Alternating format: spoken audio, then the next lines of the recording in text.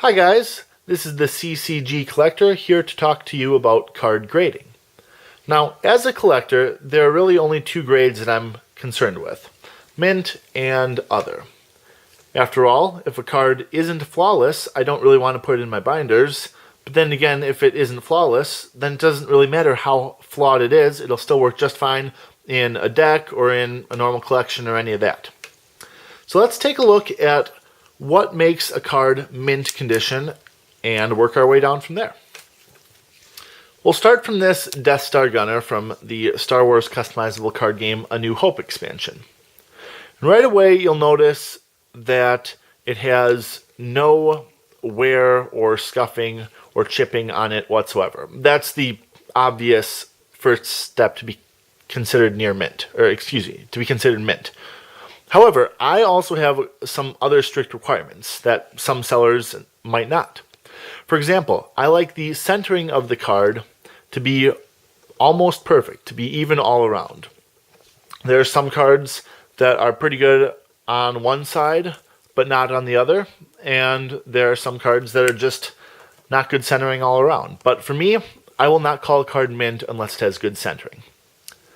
Next is the ink and other printing issues.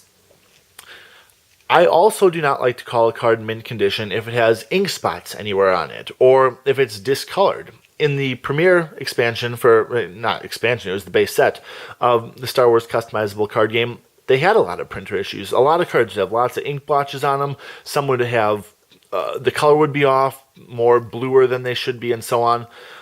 To me, even if the card is in perfect condition, I don't feel comfortable calling it mint if it has those visual issues with it. And finally, if it's a foil, I don't have a foil here, but if it's a foil, I look for the flatness of the card. Because foils are prone to curling.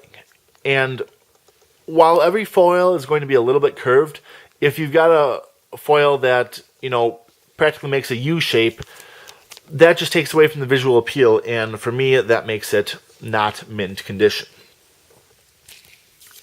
It's interesting to note that because of how strict those requirements are, it's very possible to have cards that are fresh and pack pulled that are not mint condition.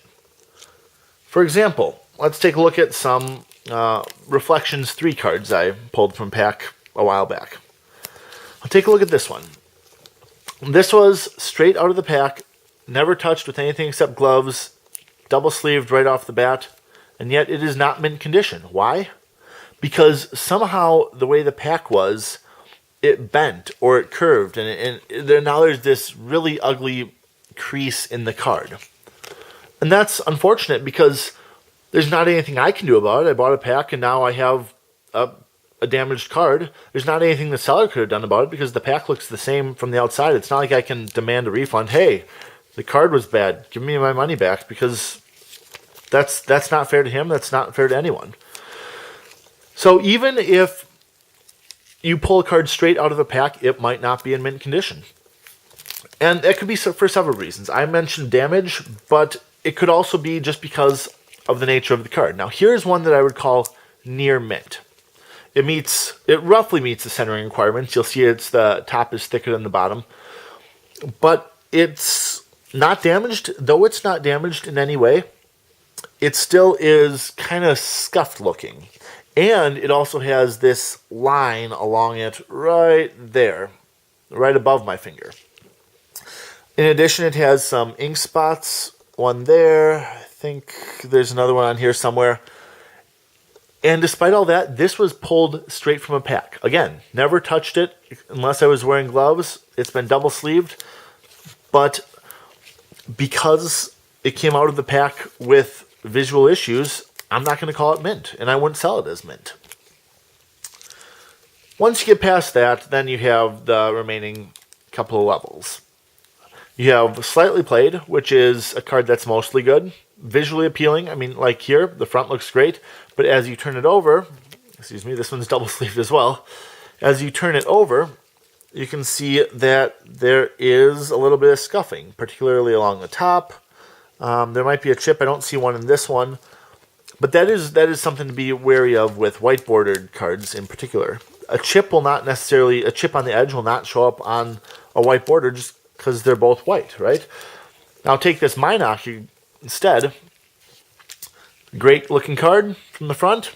Look on the back and you can see there's some damage there. Damage that you would not see from the front. So 1 or 2 imperfections are okay, and the card can still be categorized as slightly played. It's not mint, it's not near mint, but it is slightly played. Then you get to played, which is a card more like this. Again, looks great to the naked eye, but upon closer inspection and under a white light, you will see that there is a lot of scuffing on it. Now, it's important to distinguish between the scuffing on this card from handling and sliding in play and the scuffing on the Thai Scout that I mentioned. This white stuff here, it came that way out of the pack. The surface itself is spotless, whereas here it's the surface that's damaged. So that makes the card played. And finally, you have heavily played, and that's a card like this Stormtrooper from the one of the Death Star 2 starters. You can see it's all beaten up on the back. Maybe the coloring is a little bad too. This one doesn't really, the edges are mostly okay, believe it or not. You can see some issues on the edge there. But because it, to the naked eye, it is not in good condition, I classify that as heavily played. So, a quick guide, or a quick guide. Mint means flawless. Nothing wrong with it at all. Near mint means flawless with regard to surface and damage, but flawed appearance due to something out of anyone's control. Slightly played means that there's a little bit of damage on it. Played means that there is more invisible damage to it. And finally, heavily played means that you can look at it naked eye, see that it's beaten up. So this has been the CCG Collector. That's my guide to grading. And thank you all for watching.